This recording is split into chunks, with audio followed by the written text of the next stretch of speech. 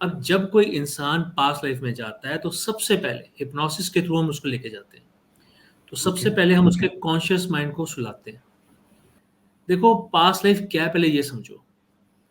हमारी लाइफ जो है ना वो 4 पिलर्स पे खड़ी है। जैसे एक टेबल होता है, टेबल के 4 पाए होते हैं। पहला पाया सबसे बड़ा तो यही है, पास्ट लाइफ के कर्मास। तो आप ये बोल रहे हैं कि पास्ट लाइफ का पिलर क्यों सबसे ज्यादा स्ट्रांग और इम्पोर्टेंट है? बिकॉज आपका वो एक तरीके से टेस्ट है। जैसे आपका बिल्कुल। मेडिकल टेस्ट होते हैं, उसी तरीके से वो एक तरीके से टेस्ट है आपके लिए, to find out the root cause.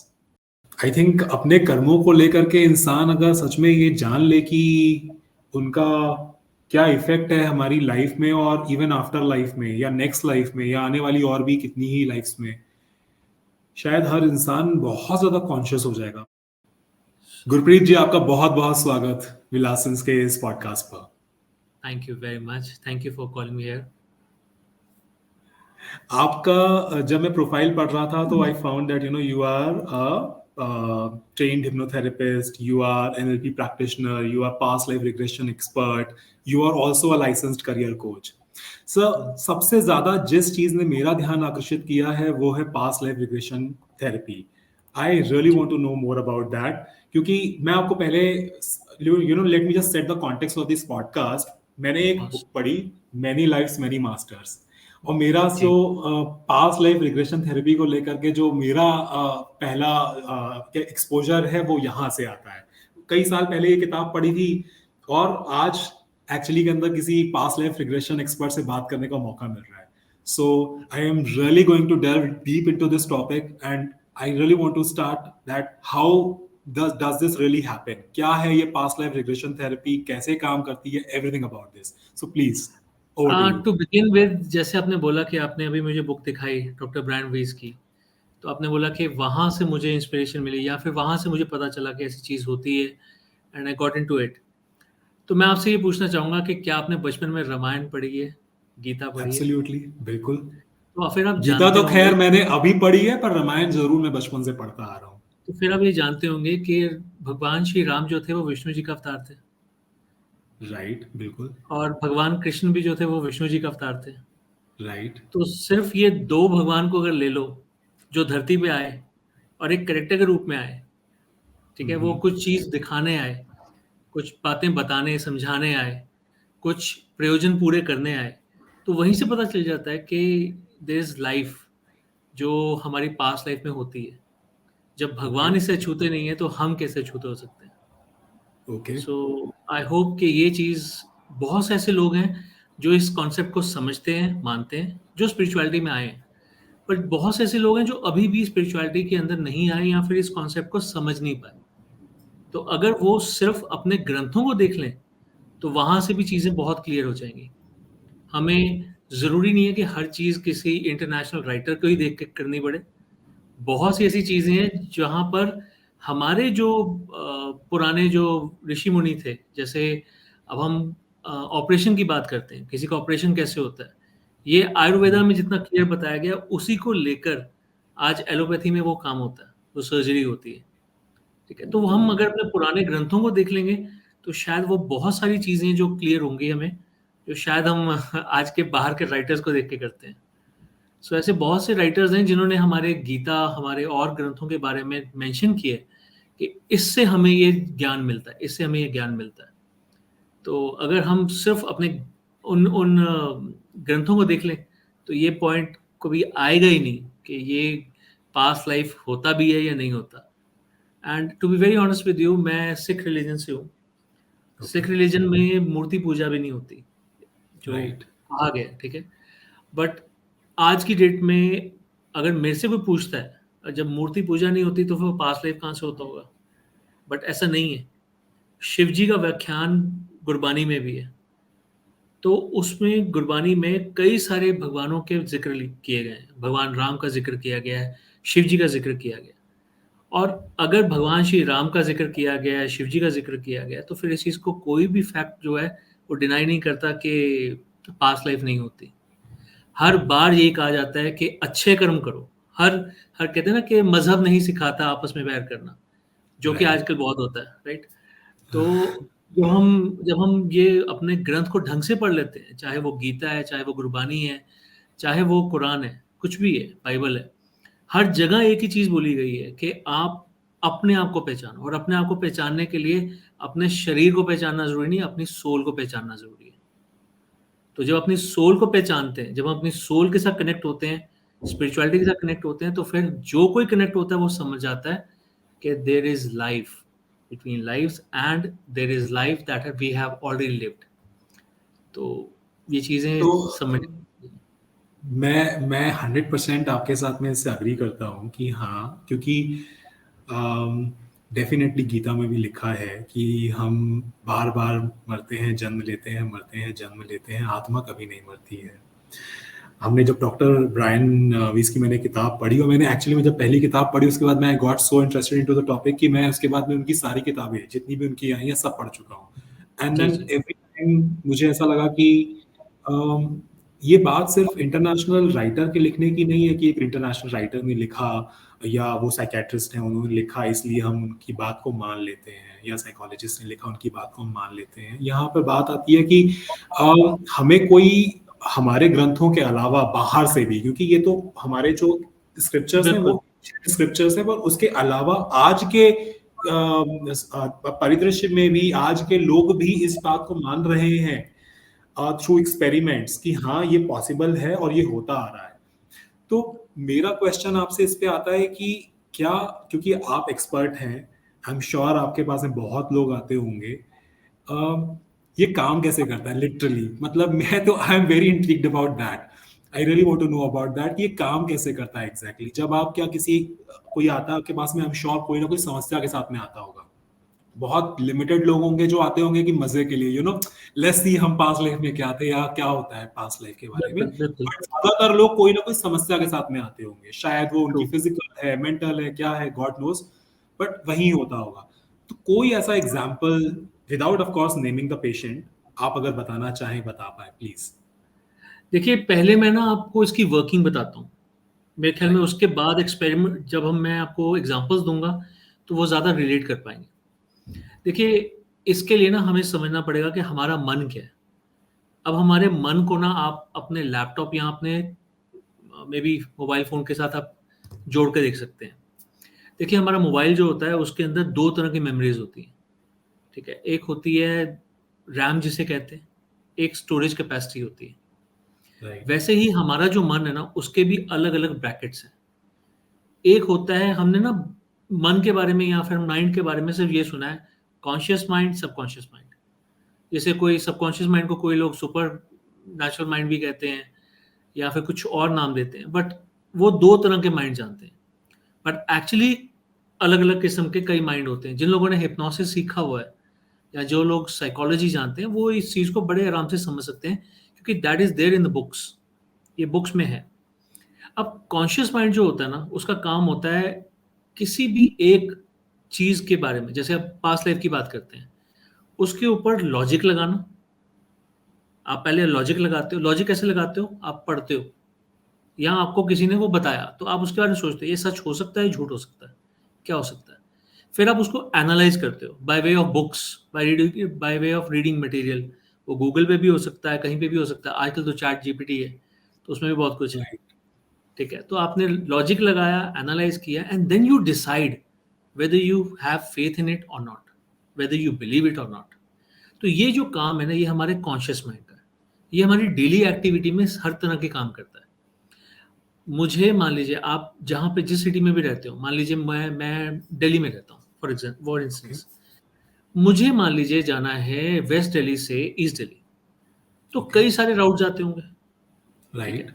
अब ये मेरे ऊपर है, मैं ये सोचता हूँ कि मुझे कौन सा राउट लेना है।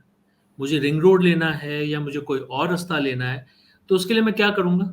मैं हो सकता है गूगल मैप खोल के देखूँ, उसमें पता चलता है ब्लू लाइन कितनी आ रही है, येलो लाइन कितनी आ रही है और रेड लाइन कितनी आ रही है। So I make it right. From there कि मुझे कौन सा राउट पकड़ना है। यानी कि ये काम किसने किया? मेरे कॉन्शियस माइंड ने किया।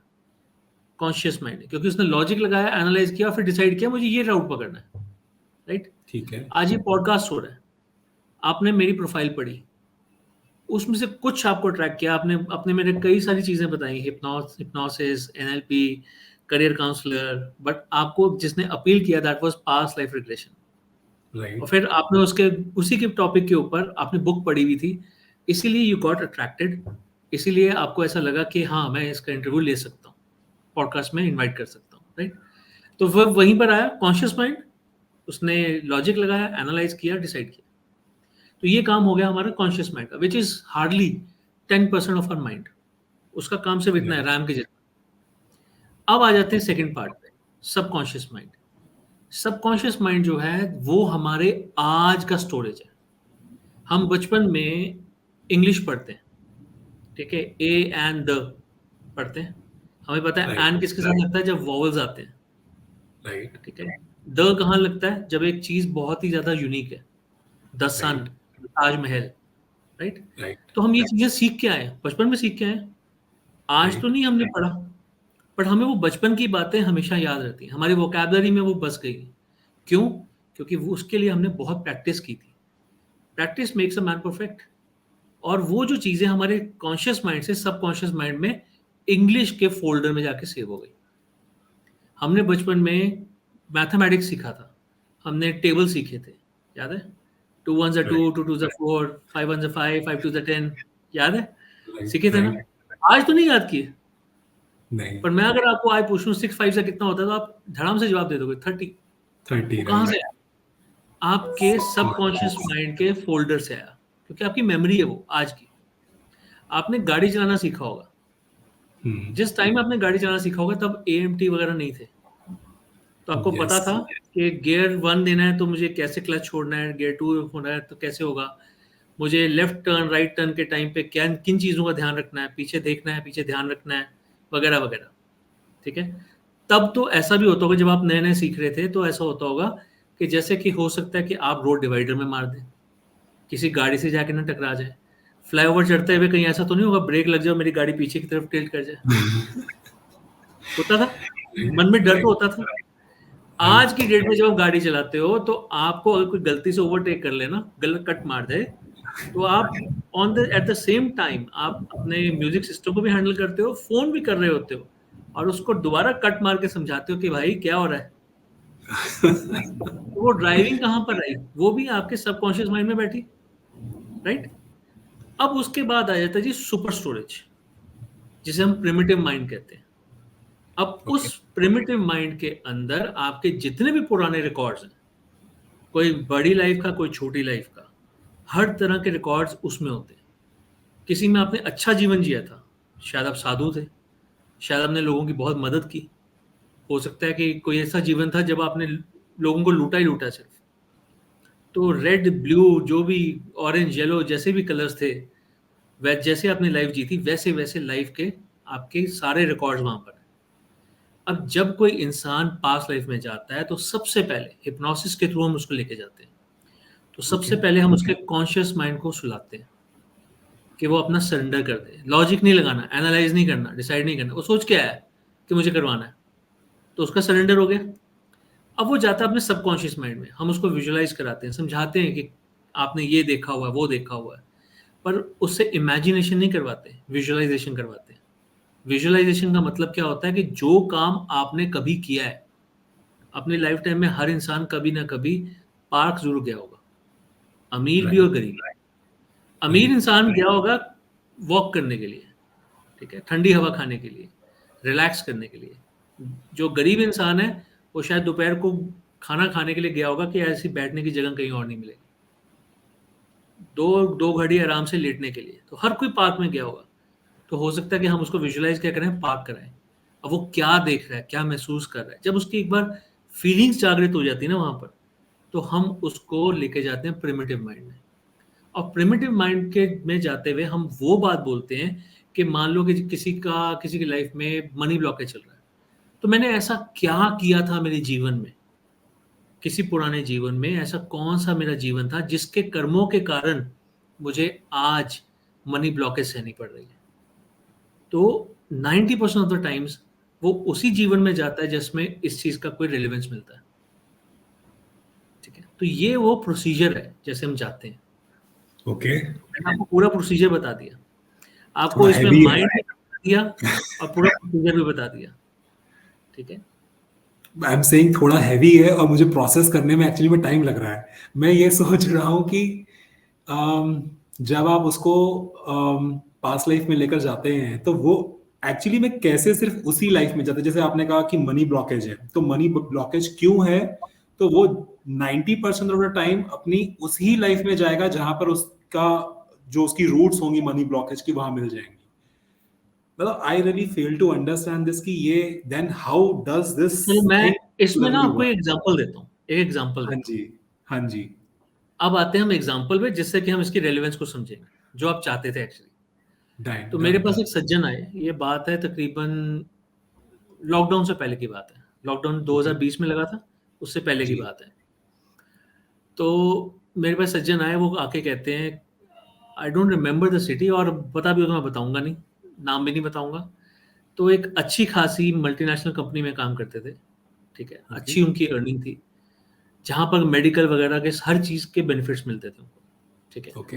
तो कहते हैं कि मुझे ना लेफ्ट साइड में, चेस्ट में, यहाँ पर लेफ्ट साइड में पेन होता है, और बचपन से पेन है।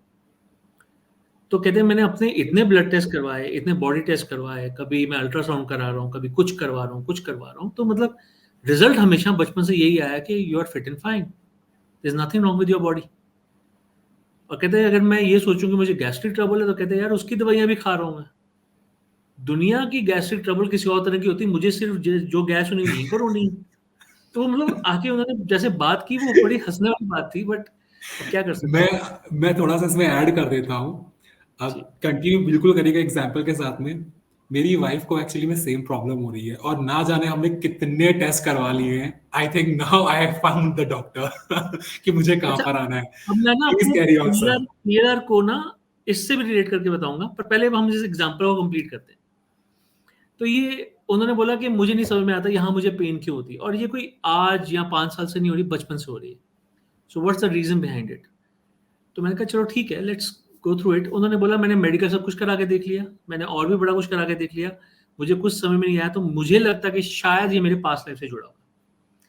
तो हम उनको सेशन में ले गए, सेशन में लेके गए, तो वी गॉट टू नो कि उन्होंने जो अपने बारे में बताया, तो उन्होंने बताया कि मेरा जन्म जोधपुर में हुआ था, मैं आर्मी में था, इंडियन आर्मी में था, और ये पोस्ट ये इंडिपेंडेंस की पास्ट बात लाइफ है। के बारे में बता रहे हैं? हाँ जी, ये वो अपनी पास्ट लाइफ के बारे में बता रहे हैं, आप बोल रहे पास्ट हैं? लाइफ के बारे में बता रहे हैं। अमेजिंग। ओके। तो मैं इंडियन आर्मी में था, पोस्ट इंडिपेंडेंस, इंडिपेंडेंस मैंने देखी, और उसके बाद ये पोस्ट इंडिपेंडेंस की बात है। सो उनका कहना ये था कि वो उस टाइम लद्दाख में पोस्टेड थे, और 1962 इंडो चाइना वॉर हो रही थी, जहां पर उन्होंने प्लेटून्स के नाम बताए कि मैं इस प्लेटून से इस प्लेटून में जा रहा था, मतलब मैनूवर करने के लिए, कि अपने सारे जितने भी रिसोर्सेज थे उनको बगअप करने के लिए, उनको मोटिवेट करने के लिए, जो कमांडर है उसको तो जाना ही पड़ेगा, कभी इधर राइट। जा रहे हैं, कभी इधर जा रहे हैं, he has to move on, कभी इधर लेफ्ट, कभी राइट। और 2-3 प्लेटून जो संभाल रहे थे, अब मेरे को पूरा प्लेटून नंबर तो याद नहीं है, बट हाँ, जो पूरी स्टोरी मुझे याद है, मैं आपको वो बता रहा हूँ। तो कहते कि करते करते करते करते कभी उनको कहीं गोली लग रही है, कभी कहीं गोली लग रही है, पर एक गोली उनके यहाँ सीने में आके लगी, सेम स्पॉट पे, and he was literally crying, मतलब आंसू ऐसे बह रहे थे, वो इतनी जोर से चिल्ला रहे थे कि मेरे ऑफिस का स्टाफ उठ के ना, मेरे उस जो रूम है, सेशन जहाँ पर होता है, उसके बाहर खड़े हो गए कि पता नहीं क्या ही हो रहा है। और सेशन जब हो रहा होता है तो उस दौरान रिकॉर्डिंग भी हो रही होती है, कैमरास भी ऑन होते हैं, सब कुछ ऑन होता है। तो जब उनको लगा कि अंदर हम नहीं जा सकते, कि सेशन के दौरान सेशन खराब ना हो जाए, तो वो स्क्रीन पे गए जहाँ पर सेशन हो रहा था। तो वो भी देख के हैरान थे क्या हो रहा है, इतना जोर जोर से कोई इंसान सेशन में चिल्ला रहा है, रो रहा है। तो दे कुड फिगर आउट। जब उन्होंने अपनी, मैंने जब उनसे नाम वगैरह पूछा, तो पता चला, उन्होंने अपना नाम बताया, मेजर शैतान सिंह भाटी। ओके। तो मैं आज की करंट लाइफ का इंसान नहीं बता रहा हूँ, मैं उस लाइफ का इंसान बता रहा मैं हूँ। समझ गया बिल्कुल। वो 1962 में रेजांगला एक जगह पड़ती है लद्दाख में, वहां पर उनकी डेथ हुई थी, और उन्होंने बताया कि कैसे उनके अर्दली ने उनको जैसे बर्फ होती है, बर्फ में छुपा दिया था, ताकि उसकी बॉडी चीनियों के हाथ ना लगे। तो ये जब चीजें उन्होंने बताई, तो अब मैंने ये नाम कभी नहीं सुना था, ठीक है। तो मैं जब वो वापस डिड आए, यू उनको सर्च दिस? मैं वही बताने वाला था। तो जब इतना सब कुछ हुआ, तो पहले तो देखो, कोई भी सेशन हो, इतना जब कोई वाइब्रेंट हो जाता है ना, तो जो सेशन ले रहा है ना, जो जैसे मैं अब उनको नेविगेट कर रहा हूँ, एक घबराहट हमारे मन में भी आती है कि इतना लाउड हो रहा है, इज इट ओके? ऐसा लगता है कई बार इनको वापस लें जल्दी से जल्दी। पर फिर एक बात और भी होती है कि मुझे एक स्टेटमेंट देनी है, let all miseries fade away with the death of that family, of that body, ताकि वो दर्द जो सहते हैं वो उसी शरीर के, क्योंकि हम उनको डेथ दिखा चुके हैं, तो हमें ये भी एक एफर्मेशन देनी है ताकि उनकी जो मिजरीज हैं, जो आज वो पुरानी मिजरीज उनको आज तंग कर रही है, वो वहीं पर खत्म हो जाए, वो यहाँ ना लेके आए, वो इस चीज़ को एक्सपीरियंस करें। फिर जो वो सेशन मैंने उसको कंप्लीट किया, उसके बाद उनको पानी पिलाया, उनको चाय पिलाई, उनसे बातचीत की, पोस्ट सेशन एक्टिविटी जो होती है, तो उस दौरान वो बोलते बोलते फिर रो पड़े थे। तो एट लास्ट मैं कहा चलो आपने इतना कुछ बताया, चलो फिर ये नाम भी सर्च कर लेते हैं गूगल में, and I search it, it is there in Google. और जहाँ Amazing. जन्म लिया, जो जो किया, मतलब जैसे उन्होंने अपनी वाइफ को डिस्क्राइब किया था, अपने पेरेंट्स को डिस्क्राइब किया था, वैसे सब कुछ वहाँ पर, हर चीज़ तो अवेलेबल नहीं हो सकती, क्योंकि वो तो किसी ने लिखा है, जिसने जिया है वो उसने तो कुछ और ही जिया है ना। ठीक है, अब आपकी पर्सनल बातें तो आप ही जानते हैं, अगर कोई आपके ऊपर कुछ लिखना चाहेगा तो वो उतना ही जान लिख सकता है जितना वो आपको जानता है। उसी तरह से Right. जिसने भी लिखा था वो उतना इतना कंप्लीट नहीं था जितना उन्होंने बताया। Okay. ठीक है, तो ऐसा एक हुआ था, और उसके बाद मैंने एक दो बार उनसे फॉलोअप भी लिया, मैंने कहा अब आपके पेन का क्या हाल है? कहते मुझे पेन नहीं है। So that was one case. ठीक है, अब आ जाते हैं जी कि कई लोग हमें पास्ट लाइफ करवाना चाहते हैं, और वो ये सोचते हैं कि पास्ट लाइफ करवाने से शायद हमारे दुख खत्म हो जाएंगे। देखो पास्ट लाइफ क्या है, पहले ये समझो, हमारी लाइफ जो है ना वो 4 पिलर्स पे खड़ी है। जैसे एक टेबल होता है, टेबल के 4 पाए होते हैं। पहला पाया सबसे बड़ा तो यही है, पास्ट लाइफ के कर्मास। दूसरा पिलर है हमारा हॉरोस्कोप। अब हॉरोस्कोप क्यों? क्योंकि उस पास्ट लाइफ के कर्मास के बेसिस पे हमें एक फैमिली मिलती है, हम एक पर्टिकुलर टाइम पे, एक पर्टिकुलर जगह पे जन्म लेते हैं। ठीक है, तो इसी वजह से जो हमारी हॉरोस्कोप है उसमें सब कुछ हमारे प्रेजेंट का आ जाता है। ठीक है, हम पूरा कुछ जान सकते हैं कि ये बच्चा क्या करेगा, क्या नहीं करेगा, कैसे कर्म होंगे, शादी होगी नहीं होगी, कैसे इंसान से होगी, वगैरह वगैरह। सो अगर हम हॉरोस्कोप की बात करें तो वो भी सब कुछ बता देता है करंट लाइफ के बारे में, यानी कि purpose of life, so sort of. तो वो किस पे डिपेंडेंट है? पास्ट लाइफ पे। अब कई लोगों की उसी लाइफ में, या फिर हम कहते हैं कि हॉरोस्कोप में एंसेस्ट्रल कर्सेस होते हैं। ठीक है, Okay. जैसे किसी पुरानी लाइफ में किसी ने कर्स दिया, जिसकी वजह Mhm. से आज आपको भोगना पड़ रहा है। कई लोगों के तो कर्स इतने स्ट्रांग होते हैं कि उनकी हॉरोस्कोप में भी पितृदोष आ जाता है। Okay. ठीक है, तो यानी कि अब आपके कर्मस इतने खराब थे कि आप ऐसी फैमिली में जन्म लिए हो जहां पर कि पितृदोष भी आ रहा है, और पितृदोष बहुत डेंजरस चीज है। ठीक है, तो Okay. ये हो गया तीसरा पाया। और चौथी चीज है हमारे करंट लाइफ के कर्मस। आपने कॉन्सेप्ट और सुना होगा, स्पिरिट गाइड। Right. राइट, तो स्पिरिट गाइड जो होता है वो एक तरह की सोल होती है जो हमारे साथ हमेशा रहती है, हर इंडिविजुअल के साथ होती है। जब बचपन में हम पहली बार कोई गलती करने लगते हैं ना, तो वो हमें एक बार हमें हाथ रोकती है, हमारा हमारा दिल ना ऐसा होता है जैसे पता नहीं कलेजा मुंह पे आ गया, बहुत बुरी तरह से एक स्टक हो जाता है, हमारी छाती होती है वो बहुत स्टक हो जाती है। उसके बाद हम पे डिपेंड करता है कि हम वो काम करेंगे या नहीं करेंगे। अगर हमने उसकी आवाज़ सुन ली, वो रोकता नहीं है, सिर्फ एक बार अंदेशा देता है, लाइफ में एक बार अंदेशा देता है। कोई भी गलत काम करने से पहले आपको अंदेशा देगा ये गलत है। तो अगर रुक गए तो हमें अपने कर्मा सुधार लिए, पर अगर हम कर गए तो हमारे कर्मास में ऐड हो रहा है, तो उसके बेसिस पे हमारी अगली लाइफ चलेगी। तो ये 4 चीज़ें हैं, 4 पिलर हैं जिनके बेसिस पे हमारी लाइफ चलती है। Past life is one of the major pillars, जिसके ऊपर 3 पिलर टिके हुए हैं। अब लोग आते हैं ये सोच के कि हमारा निवारण हो जाएगा। अब पिलर जो है ना वो एक तरह का क्या है मैं आपको समझाता हूँ। जैसे मान लीजिए किसी इंसान को फीवर हुआ है, ठीक है? अब नॉर्मल इंडियन टेंडेंसी क्या है कि हम 3, 4, 5 दिन हम क्या करते हैं, हम दवाई लेने के लिए डॉक्टर के पास नहीं जाते। सोचते हैं कि डॉक्टर फीस देनी पड़ेगी, हम खुद ही डॉक्टर बन जाते हैं, पैरासिटामोल खा लो, ये खा लो, वो खा लो, बस ठीक हो जाएंगे। तो हमारा डॉक्टरी जो है कई बार फेल हो जाती है, ठीक है। फिर हम जाते हैं जी डॉक्टर के पास, क्योंकि 3-4 दिन हो गए, बुखार ढंग से उतर नहीं रहा, उतरता है फिर चढ़ जाता है, उतरता है फिर चढ़ जाता है। डॉक्टर के पास गए तो डॉक्टर ने क्या किया, वही पैरासिटामोल आपको दे दी, ठीक है। थोड़ी बहुत एक आध गैस की गोली दे देता है, पेंटॉप दे देता है, या फिर साथ में एक मल्टीविटामिन दे देगा, एंटी एलर्जी दे देगा, पर एंटीबायोटिक नहीं देता। वो कहता है कि आप ब्लड टेस्ट करा के आओ।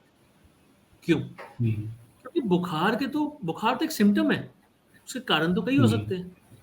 कोविड होता है तो उसमें बुखार होता है, टाइफाइड होगा तो बुखार होगा, मलेरिया होगा तो बुखार होगा, कुछ भी XYZ हो जाए, मैं कहता हूँ छोटी सी लकड़ी अगर इसमें घुस जाएगी ना उंगली में, तब भी हाँ, बुखार हो इन्फेक्शन जाए। की वजह से बुखार हो सकता है, राइट। हमारे फेस पे एक्ने हो जाते हैं, अगर वो थोड़ा बड़ा हो जाता है या कहीं पे भी हो जाता है तो उसकी वजह से भी बुखार हो जाता है, यानी कि वो एक सिम्टम है, वो बीमारी नहीं है, राइट। तो वो ब्लड टेस्ट करा के पता चलता है। अब वो मान लो कि बंदे को है टाइफाइड और हम उसको दवाई दे रहे हैं मलेरिया की, तो कैसे चलेगा? ये तो टाइफाइड भी खराब कर देगा, ऐसे ही राइट, होगा ना। तो राइट। वैसे ही हीलर का काम क्या है, वो सिर्फ ये रूट कॉज जानता है कि प्रॉब्लम कहां पर है। ओके, तो आप ये बोल रहे हैं कि पास्ट लाइफ का पिलर क्यों सबसे ज्यादा स्ट्रांग और इम्पोर्टेंट है? बिकॉज आपका वो एक तरीके से टेस्ट है, जैसे आपका बिल्कुल मेडिकल टेस्ट होते हैं, उसी तरीके से वो एक तरीके से टेस्ट है आपके लिए, to find out the root cause. जी। कई लोगों की अमेजिंग। Life okay. ऐसी होती है, कई लोगों की लाइफ ऐसी होती है उनके सब कुछ है। हम आज की डेट में कहते हैं धीरू भाई अंबानी से अच्छा कोई नहीं होगा, उसने मेहनत कम की थी। चलो उससे अच्छी लाइफ तो मैं कहता हूं मुकेश अंबानी की, राइट, कि उसको तो सब कुछ बना बनाया मिला ना धीरू भाई अंबानी से। राइट, अब राइट, आगे उसके बच्चों की लाइफ क्या उससे ज्यादा अच्छी है। पर आप ये देखो कि उनके जो बेटे की लाइफ इतनी अच्छी है, तो पहले आपने देखा कि वो कितने मोटे थे, फिर पतले हुए, फिर दोबारा मोटे हो गए, वेट गेन किया, और बताया गया कि राइट, उनके कुछ प्रॉब्लम ऐसी थी स्टेरॉइड्स लेने की वजह से वो वेट गेन हो राइट, गया, राइट। राइट, बचपन से ही, यानी कि राइट। भगवान ने कोई दुख तो दिया ना, हम्म। कोई दुख तो दिया ना। किसी को भी भगवान सर्वगुण संपन्न नहीं कर सकते, क्योंकि अगर आपके 9 प्लैनेट्स हैं तो 6, अगर किसी की लाइफ बहुत अच्छी है तो 6 प्लैनेट बहुत अच्छे हैं, 3 प्लैनेट तब भी उसको दुख दिखाएंगे। अरे सोचो तो सही, अगर इतनी अच्छी लाइफ थी तो उसने अपनी लाइफ में किसी और की डेथ होते हुए कैसे देख ली? क्या वो कभी गिरा नहीं होगा खेलते हुए? चोट लगी? अगर इतनी अच्छी लाइफ थी तो उसको चोट क्यों लगी? तो ऐसा नहीं सोच सकते कि किसी की लाइफ बहुत अच्छी होगी और किसी की लाइफ बहुत बुरी होगी। जो जिसकी लाइफ के 6 प्लैनेट्स खराब होते हैं उसको भी भगवान 3 प्लैनेट अच्छे देता है, ताकि कम से कम वो खड़े होने लायक तो बचे, सरवाइव तो करे, अपनी लाइफ का पर्पस हल तो करे। अगर वो 3 प्लैनेट नहीं देगा तो वो तो फिर वही काम करेगा, सुसाइड कर लेगा। सुसाइड करने का मतलब है आप मनुष्य योनि से पीछे चले गए, किसी और योनि में चले गए। तो ये बहुत ही डीप कॉन्सेप्ट है। अच्छा, तो मैं इससे रिलेटेड एक क्वेश्चन पूछूंगा। किसी ने एक्चुअली में बहुत बुरे कर्म किए अपनी लाइफ में, बहुत बुरे मतलब बहुत बुरे, जैसे आप आज की डेट में आप न्यूज़पेपर पढ़ो या न्यूज़ चैनल ओपन करिए, आपको दिख जाता है किसी ने 30 टुकड़े, 40 टुकड़े, 50 टुकड़े एक एक बॉडी के करके कहीं ना कहीं डंप कर दिया, लाइक दैट। और ऐसे वो एक नहीं, उन्होंने ना जाने कितनों के साथ में किया हुआ है। सो मैं ये समझना चाहता हूँ कि जब इंसान के कर्म इतने बुरे हैं, तो उसका जो नेक्स्ट लाइफ है उसके अंदर उनके किस तरीके के मतलब, क्योंकि पास्ट लाइफ से सब कुछ जुड़ा हुआ है, तो उनकी नेक्स्ट लाइफ जो होने वाली है वो कैसी है, और उनकी ये लाइफ ऐसी क्यों हुई, उसका कोई एक रीजन होता है? इस लाइफ में मैंने उन्होंने आपको इतने बताया। लोगों का क्यों मर्डर करा, वो भी इतने टुकड़े टुकड़े कर दिए, लेकिन किसी का तो आपने बोला ना कि जब पहली बार जब गलत करने जाते हैं तो कलेजा एकदम मुंह में आ जाता है। पर बिल्कुल। मे बी उसका आया हो, मे बी ना आया हो, God knows. But point is कि उसने इतने सारे बुरे कर्म कैसे कर दिए, not one not two, may be multiple murders. So वो कैसे होता है, और then how that person is still like surviving with these many murders, maybe body refrigerated in the house only, and then वो जी रहा है, एकदम नॉर्मल लाइफ जी रहा है। आप ये समझिए कि ये चीज आज नहीं हो रही, ये बहुत साल पहले भी होती थी, सदियों पहले भी होती थी। पहली चीज हम ये समझने की कोशिश करते हैं, आज लॉ एंड ऑर्डर ऐसा है कि मिसिंग पर्सन को ढूंढा जाता है और वो मिल जाता है किसी की फ्रिज में, कैसे वैसे, ठीक है, तो जल्दी पता चल जाता है, राइट। तो उसको तो सजा इसी जीवन में अभी मिल जाती है। कोई एक ऐसा एक, जैसे कहते हैं ना, पूरे भूसे में एक एक सुई खो गई हो, वैसा कोई एक इंसान होता है जो अपनी पूरी लाइफ में कहीं पकड़ा नहीं जाता। और जो नहीं पकड़ा जाता, जिसने अभी अपने कर्मास का अभी यहीं पर निपटारा नहीं कर लिया, वो अगली लाइफ में करता है। हमें ना इसी वजह से बचपन से सिखाया जाता है, बुरे कर्म मत करो, नर्क में जाओगे, पकौड़ों की तरह तले जाओगे फ्राइंग पैन में, राइट। और अच्छे कर्म करो, ठीक है। अब कोई कहता है 72 मुहरे, कोई कहता है कि कुछ कुछ कुछ कुछ, ठीक है। तो छोड़ो उन चीजों को। पर आप ये बात समझ लो कि कोई स्वर्ग नहीं, कोई नर्क नहीं। वो जो स्वर्ग और नर्क है ना, वो यहीं पर है।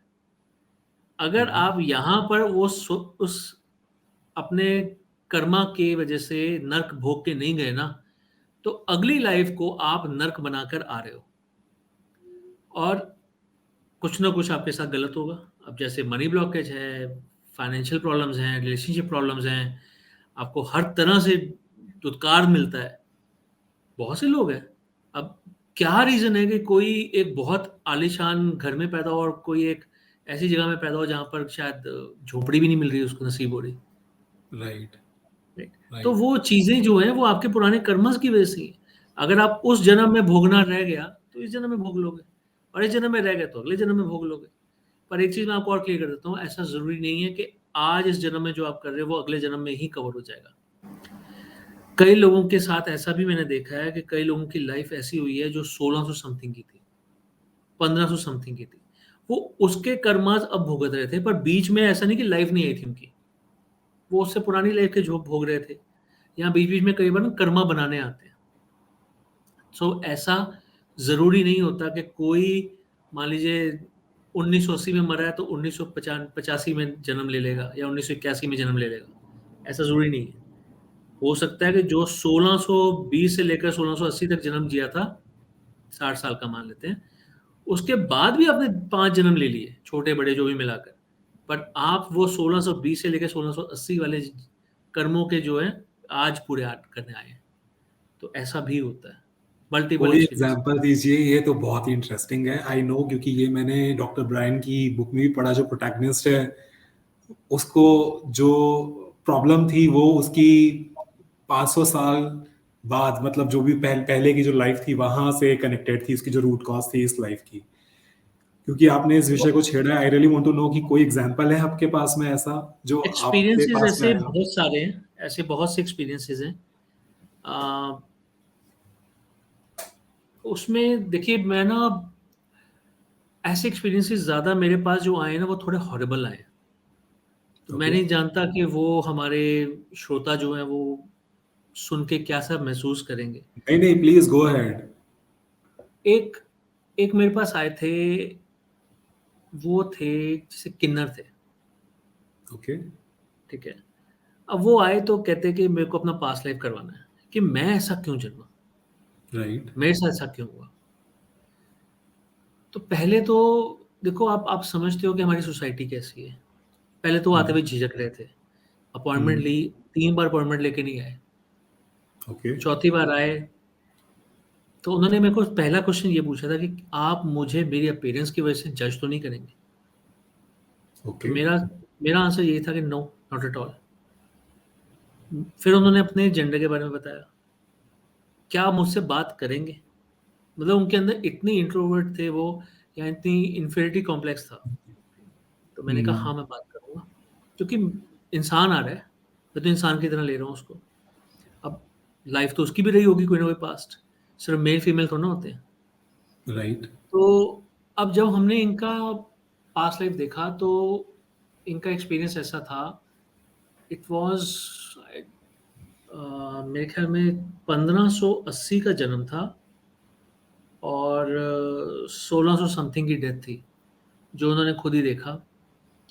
और उन्होंने अपने आप को किसी गल्फ कंट्री में देखा। गल्फ कंट्री, आज की डेट में कंट्रीज़ अलग-अलग हैं, तब तो एक पूरा-पूरा, जैसे कहते हैं ना, आज की डेट में जो टर्की है उसे कस्तूरनिया कहते थे, ठीक है? तो वहाँ ओके, पर देखा, और वहाँ पर वो एक अ, जैसे हमारे यहाँ पे होता है ना, फांसी देने के लिए जल्लाद होते हैं, हाँ जी।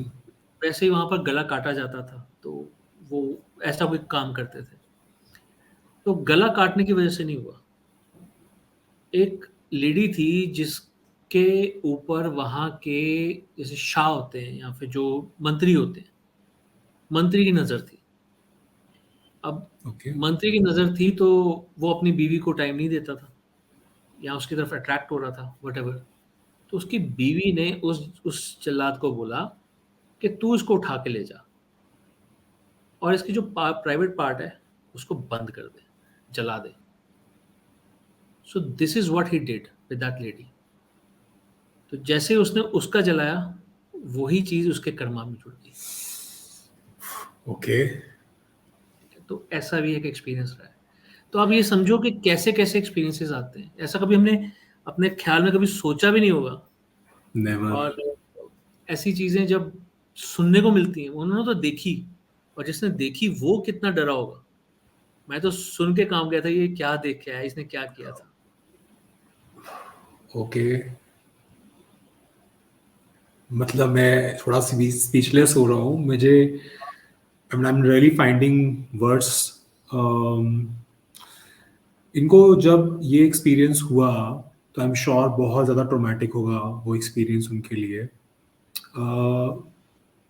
बट इनका पर्पस क्या सिर्फ ये जानना था कि मैं आज इस लाइफ में ऐसा क्यों हूँ, या एक्चुअली कहीं ना कहीं उनके मन में एक भारीपन था जो कि इस पर्टिकुलर पास्ट लाइफ थेरेपी के बाद में थोड़ा हल्का हुआ? क्या था उनकी वो एज थी रीजन? अराउंड 35-36 की एज थी। वो ओके। कहते हैं कि जब से मैंने होश संभाला तब से मैंने भगवान को सिर्फ कर्ज किया ओके। कि तूने ऐसा मेरे साथ क्यों किया। अब ये जानने का कारण ये था कि अगर मेरी गलती थी तो मैं उसे एक्सेप्ट करूं, और कितनी बड़ी गलती थी। और उसे देखने के बाद उन्होंने यही बोला था मुझे, जो मुझे बोल के गए थे। उसके बाद मेरा फॉलोअप नहीं हो पाया, या आप कह सकते हैं कि हमने जब एक दो बार उनको कॉल किया तो उन्होंने फ़ोन नहीं उठाया। तो उनका जो रिप्लाई था मेरे को, जो दे के गई थी, कि आज के बाद मैं भगवान को नहीं कोसूंगी या कोसूंगा। ये गलती मेरी थी और जो मैंने गलती की थी मैं भुगतना भुगतना ही पड़ेगा। तो अब कम से कम मुझे शांति है कि मैंने किया था तो मुझे ऐसे भुगतना पड़ रहा है। आज से पहले मुझे ये शांति नहीं थी, मुझे पता ही नहीं था। तो मुझे लगता था कि भगवान ने मुझे पता नहीं किस कारण की वजह से ऐसा बनाया। अब कारण पता चल गया कि ये मेरी गलती की वजह से बना है। तो किसी ने तुम्हें कह दिया ऐसा कर दो। कर्मा कैसे बनते हैं? कर्मा सोच से बनते हैं, कहने से बनते हैं, कहने से। कभी भी कुछ बोलो तो बोलने से पहले सोचना चाहिए कि हम जो बोल रहे हैं उसका आफ्टर इफेक्ट क्या होगा। कोई दूसरा इस पे एक्शन लेगा तो उसके कर्मा नहीं बिगड़ेंगे, मेरे कर्मा भी बिगड़ेंगे। तो इसीलिए जब भी आपको कोई कह रहा है, अरे बुद्धि तो आपके पास है ना, आपको ये करना चाहिए कि नहीं करना चाहिए, भगा देता उसको। कर सकता था ना, कहता मैंने मार के उसको फेंक दिया कहीं, कुछ भी हो गया, कर सकता था। पर अब ने उसने ये काम नहीं किया, उसने वही किया वर्ड बाय वर्ड जो उसको बोला गया था। तो करके क्या मिल गया? अब अपनी जिंदगी ऐसे बिगाड़ रहे हैं ना। और जिसने वो हुक्म दिया था, वो मंत्री की बीवी ने, खातून ने, राइट। उसके साथ भी कभी कुछ हुआ होगा। थॉट तो उसका था ना। वो इतनी इतनी अपने अंदर कहते हैं ना कि अपने हस्बैंड को खोने की वजह से डरी हुई थी कि उसने ऐसा हुक्म जारी कर दिया कि ऐसा करो उसके साथ, मुझे ये चाहिए उससे। तो सोचो कि उसने कितना हॉरिबल सोचा। तो क्या वो बच गई होगी? उसके साथ भी कुछ हुआ होगा। You never know. जब तक वो मेरे पास आएगी नहीं तब तक मुझे पता नहीं चलेगा।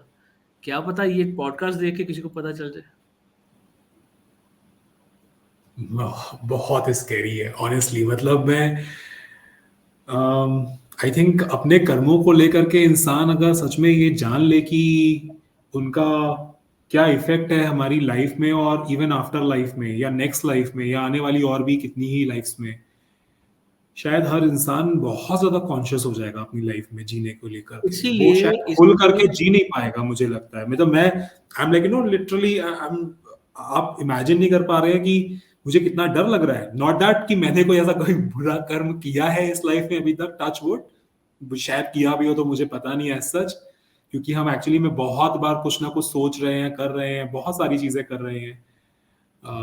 बट इस एपिसोड के बाद आई थिंक सुनने के बाद में मुझे लगता है कि आप बहुत ज्यादा कॉन्शियस हो जाएंगे। आप एक्चुअली में कभी जो लोग थोड़े भी सेंसिटिव हैं वो बहुत कॉन्शियस होकर के शायद वो प्रॉपर तरीके से जी भी ना पाए। तो देखो, देन क्या आपने सोल्यूशन बोला है कि इसका? कोई किसी को चॉप करता है तो उसके कर्मस कैसे जाते हैं, ये आज की कहानी नहीं है। इतने साल पहले भी ये होता था, बट तब क्या था, लॉ एंड ऑर्डर ऐसा नहीं था, हम्म। तो वो तो छूट जाते थे। कईयों को तो ये काम करने के तमगे भी मिलते थे, मेडल्स मिलते थे।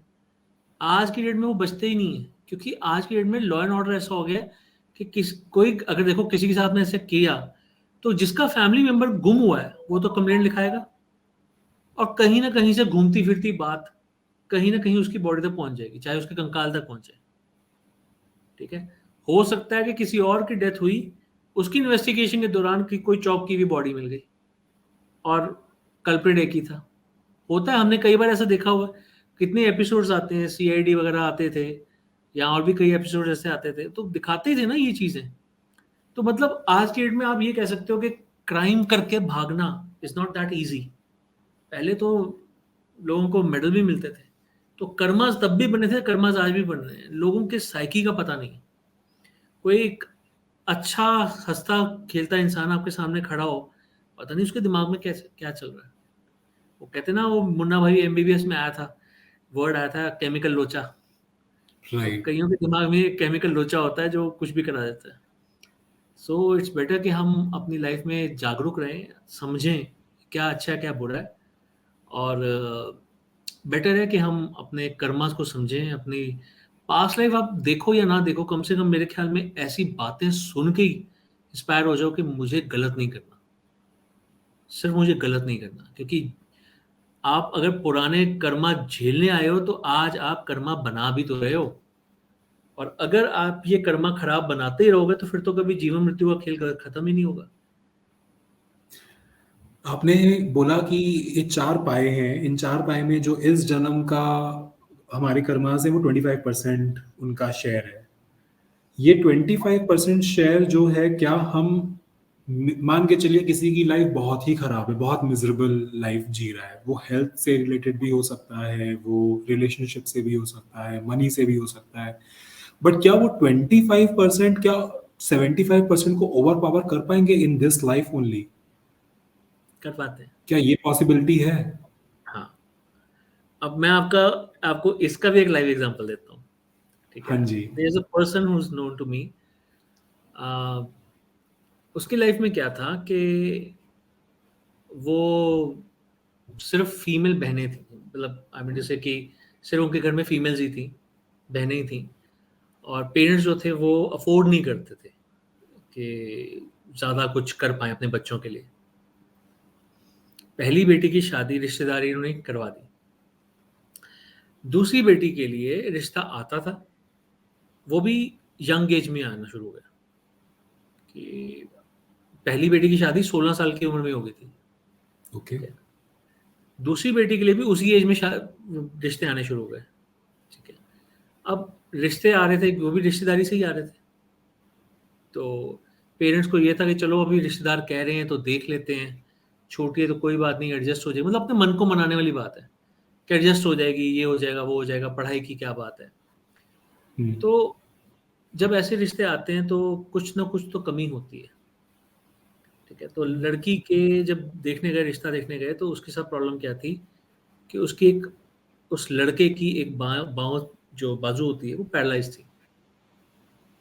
ओके। घर का अकेला लड़का है। अ, चाचा का भी कोई बच्चा नहीं था, और जो वो उसके पेरेंट्स थे उनका एक ही इकलौता बेटा था। तो प्रॉपर्टी बहुत थी, बहुत अमीर थे। तो यही बोला गया, राज करेगी, राज करेगी, राज करेगी। तो वो लड़की समझ नहीं पाई कि मैं क्या करूं, अपने पेरेंट्स की शक्ल देखूं या अपनी लाइफ को सेक्रीफाइस करूं। तो रोना ही शुरू कर सकती है, और क्या कर सकती है, रो ही सकती है वो। तो वो रोई घर आके। अब उसकी माँ जो थी वो थोड़ी उसको समझाती है कि बेटा ना कर दे, ना कर दे, ना कर दे। तो कहती मैं कैसे ना कर दूं, जिस हिसाब से जहां से रिश्ता आया है वहां ना मैं कर सकती हूँ, मेरी इतनी औकात है, मेरी इतनी उम्र है। तो अल्टीमेटली जिन्होंने रिश्ता दिया था उन्हीं की तरफ से एक और उनकी छोटी बहन थी, तो उसने बोल दिया कि बेटा मना कर दियो, मना कर दियो। मतलब रिश्तेदारी में बात चलनी शुरू हो गई कि नहीं नहीं, हमने लड़की को कुएं में नहीं फेंकना। अगला रिश्ता आया कुछ टाइम बाद, उसमें भी एक बाजू में दिक्कत थी। तीसरा रिश्ता आया, उसमें भी एक बाजू में दिक्कत थी। ऐसे 3-4 रिश्ते जब आए तो उस लड़की ने बोला कि अगर मेरी किस्मत में यही लिखा है तो मुझे शादी नहीं करनी। तब उस लड़की की किसी नोन ने या फिर कह लीजिए किसी बड़े बुजुर्ग ने कहा कि क्या पता तेरी किस्मत में ऐसा कुछ लिखा है, पर किस्मत बदली जा सकती है, तू मंगला गौरी के व्रत किया कर। उसने तब से मंगला गौरी के व्रत शुरू किए, और ये काम आप ये मान लीजिए कि 19 साल की उम्र से लेकर 27 साल की उम्र तक हुआ है कि उसने सिर्फ वो आर्ट, फास्ट, हाँ, व्रत किए, उनकी पूजा की वगैरह वगैरह। बीच में कोई रिश्ते एक दो आते थे तो वो भी ऐसे ही आते थे, बाजू वाले। तो मतलब इतना सब कुछ चल रहा था कि वो एक बाजू तो बिल्कुल भी इनएक्टिव है, काम ही नहीं करती। 27 साल की उम्र में एक रिश्ता आया, out of caste, everything was okay, पढ़ा लिखा इंसान, दोनों हाथ पैर चलते हैं, पैसे की थोड़ी कमी थी। तो पेरेंट्स ने पूछा कि तुझे क्या लगता है, तो लड़की ने बोला मुझे ये लड़का पढ़ा लिखा लग रहा है कि ठीक ठाक है, तो पैसा नहीं है इसके पास, कोई बात नहीं, पैसे के बिना गुजारा चल जाएगा। शादी की हाँ हो गई, रोका हो गया।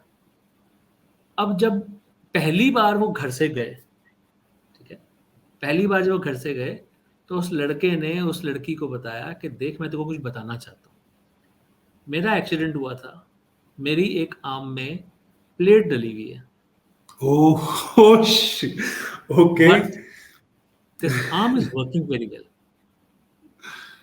ठीक है, तो उस लड़की को वो चीज याद आई कि ये मेरे साथ तब से चला आ रहा है, मेरी किस्मत में ये लिखा था, पर ये जो मैंने इतने साल की तपस्या की, शायद इसकी वजह से मुझे आम तो खराब मिलनी मिलनी थी, पर एक्चुअली कम से कम वो वर्किंग आम तो मिली। ओके, तो इसका मतलब ये है कि अगर आपकी लाइफ में कोई तूफान आना है ना, तो आप अपनी हीलिंग से, अपने कामों से, अपने कर्मों से उस तूफान को, या फिर कहते हैं सूली में किसी ने चढ़ना है तो उसको एक कांटे के बराबर कर सकते हो। वो होगा जरूर, पर उसका इफेक्ट बहुत कम हो जाएगा। अब छोटा सा एग्जांपल और ले लेते हैं। आप कुछ टाइम प्लीज, पहले समुद्र में तूफान आया था गुजरात साइड में, राइट, तो क्या हम उस तूफान को रोक पाए? हमें तो पता था ना आ रहा है, हाँ जी, नहीं नहीं रोक पाए ना उसको।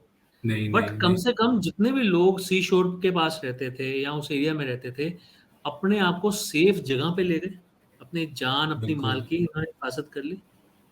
राइट, ठीक है, तो उससे क्या हुआ कि हमारा नुकसान कम से कम हुआ। नुकसान हुआ, कुछ बिल्डिंग्स के साथ हुआ होगा, कुछ और चीजों के साथ हुआ, पर कोई मरा तो नहीं।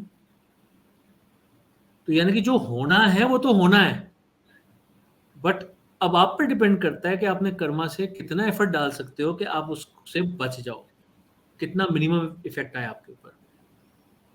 ठीक है, तो ये चीजें होती हैं, इफेक्ट्स आते हैं। तो हमारे प्रेजेंट लाइफ के कर्मा जो हैं वो ऐसे हैं कि आपको, मतलब जो हॉरिबल चीज है उससे भी बचा लेंगे, पर टच तो करके जाएगा वो काम जो होना है वो टच तो करके जाएगा। तो ऐसा होता है। अमेजिंग। मतलब मैं, मुझे ऐसा लग रहा है कि मैं सुनता रहूं और आप बोलते रहे। तो खैर, मतलब हमारे पास जब भी कोई आता है इंसान, तो हमारे पास वो कोई एक नई चीज लेके आता है। कई बार सेम हम्म, चीजें भी आती हैं, ऐसा नहीं कि हर स्टोरी का अलग स्टोरी होगी। कई बार रिलेटेड स्टोरीज आती हैं, किसी को यही प्रॉब्लम है, मनी मनी मनी मनी, किसी को रिलेशन रिलेशन रिलेशन, मेरी मेरी गर्लफ्रेंड ने मेरे को ये किया, मेरे बॉयफ्रेंड ने मेरे साथ ये किया, मेरे हस्बैंड मेरे साथ ऐसा करते हैं, मेरे बच्चे मेरे नहीं सुनते, मेरे बच्चे नहीं होते। ठीक है, मैं आपको एग्जांपल और देता हूँ। एक लेडी आई हमारे पास, अब उनका कारण क्या था पास्ट लाइफ करवाने का, कि मेरी शादी को 9 साल हो गए हम्म, और मेरी कुंडली में पितृदोष है। ओके, पितृदोष में भी बच्चे होने मुश्किल होते हैं। अब वो तो शादी नहीं होती, शादी हो जाए तो बच्चे नहीं होते, रिलेशनशिप नहीं चलते, बहुत कुछ होता है, वो बहुत हॉरिबल चीज़ है। तो मेरे बच्चे नहीं हुए, 9 साल हो गए। तो मुझे जानना है कि ऐसा क्या कारण है, मैंने क्या किया था। सबसे पहले तो मैंने उनको ये समझाया कि बच्चा तो 2 लोगों के संगम से होता है, Right. Husband and wife. तो आप Right. अपने आप को ब्लेम क्यों कर रहे हो? हो सकता है कि Hmm. हस्बैंड की वजह से ऐसा Hmm. हो सकता है ना? मेडिकली कोई प्रॉब्लम नहीं दोनों को, बट Okay. कंसीविंग नहीं होती थी। तो वो कहती कोई बात नहीं, हम दोनों इस चीज़ को समझते हैं, पढ़े लिखे हैं। अगर मेरा कुछ नहीं निकलेगा तो मेरा हस्बैंड भी रेडी है, Okay. ये रखना। ठीक है जी। वाइफ का किया, वाइफ का ही निकल आया। Okay. तो फिर उन्होंने पूछा कि हस्बैंड का कराऊँ? मैंने कहा देखो अब तो पता ही चल ही गया, तो कराना उनका या क्या ना निकला था? कराना निकला था कुछ। अब इतना मेरे को पूरा याद नहीं है, पर मैं आपको ये बता सकता हूँ कि कुछ निकला था। तो मैंने उनको बोला कि आप हस्बैंड का Again, मत करो। related to Pedro Dosh. देखो, उन्होंने कुछ किया था ऐसा, बट दैट वाज़ कि किसी के बच्चे के साथ कुछ किया था। ठीक है? Okay. तो क्या होता है, दासी होती है दासी। एक घर में अमीर खानदान का घर है, उसमें बच्चा होता है। तो ज़्यादातर बच्चे जो होते हैं अमीर खानदानों के, पुराने ज़मानों में भी नौकरानियाँ Hmm. ही सँभालती थी, नहलाना, धुलाना वगैरह-वगैरह। तो उनमें से एक लेडी थी जो कि खुद बाँझ थी, उसका बच्चा नहीं हो Okay. सकता था।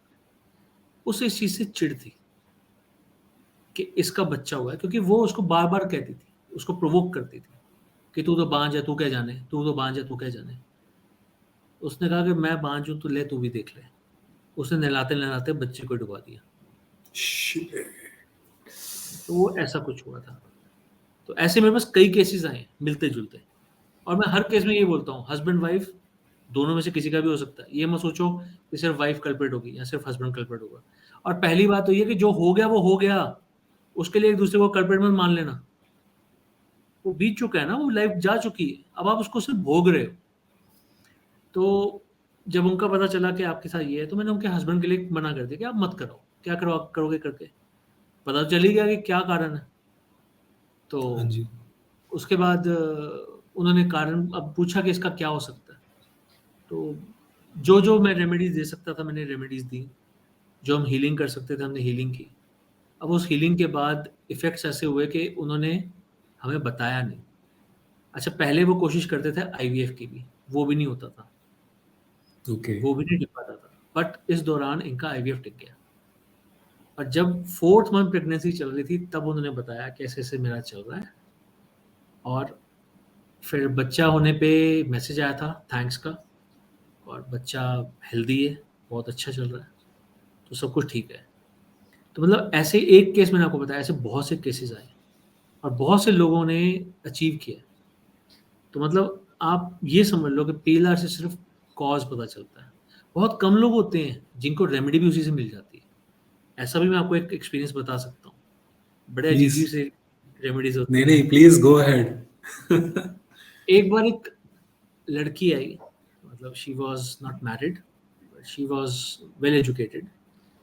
उनका आगे कहना था कि मैं अ, बचपन से सोई नहीं हूँ। मुझे बचपन से सपने आते हैं, मुझे तालाब दिखता है, कुंड दिखता है, उसमें लाशें दिखती हैं, और जैसे ही मेरी आँख लगती है, मैं डर के उठ जाती हूँ। ऐसा मेरे साथ रात में कई बार 3-3 बार भी होता है। तो मतलब अगर आप कहो कि रेम स्लीप या फिर डीप स्लीप, उसमें मैं कभी गई नहीं, मैंने कभी देखा ही नहीं। तो मैं ये जानना चाहती हूँ कि ऐसा मेरे साथ क्यों हुआ? तो उनकी जब हमने पास्ट लाइफ की, तो उन्होंने किसी एक जगह के बारे में बताया, मतलब that is in India, India में ही है वो, और उस जगह की हमने पिक्चर्स भी निकाली। जो जगह उन्होंने बोली, हमने उसकी पिक्चर्स निकाली, एग्ज़ैक्ट सेम जगह थी वो, जहाँ पर वो देखती Okay. बचपन से। तो उन्होंने देखा कि उनका किसी के साथ रिलेशन था, बट कास्ट सिस्टम का प्रॉब्लम थी। ये राजस्थान की बात है। तो कास्ट सिस्टम की वजह से किसी ने उन दोनों को ही मरवा दिया, बट लड़की बाद में मरी, लड़का पहले मरा था। और कई सारी लाशें जो थी वो कुंड में फेंकी गई थी, उसकी जैसे पूरी फैमिली की। तो अपने आंखें बंद करने से पहले, मरने से पहले, जो उसने लास्ट दृश्य देखा था, वो तैरती हुई लाशें दिखी थी। तो वही तैरती हुई लाशें उसको दिखती थी। अब इतना तो वो करवा के चली गई, और मैंने तो वही बोला कि let all miseries fade away with the death of that body. अब उसके बाद उनको ना अमरनाथ जाना था। अमरनाथ यात्रा में। Okay. उन्होंने वहाँ से अपने स्टेटस वगैरह डाले, शेषनाग वगैरह वगैरह के, वो सारे स्टेटस डाल रही थी, और मैं कभी गया नहीं, तो इसलिए मेरे लिए एक एक्सपीरियंस था कि मैं भी उस यात्रा को उनके माध्यम से देख रहा था। वापसी में वो श्रीनगर आई, उनकी होटल में बुकिंग थी। तो होता है ना कि डल लेक में हम चलो एक शिकारा राइड ले आते हैं, वो शिकारा राइड लेने गई, तो वहाँ पर जाके एक जो बोट वाला था, उसने आगे से पिच किया कि आप मेरे हाउस बोट में रहो।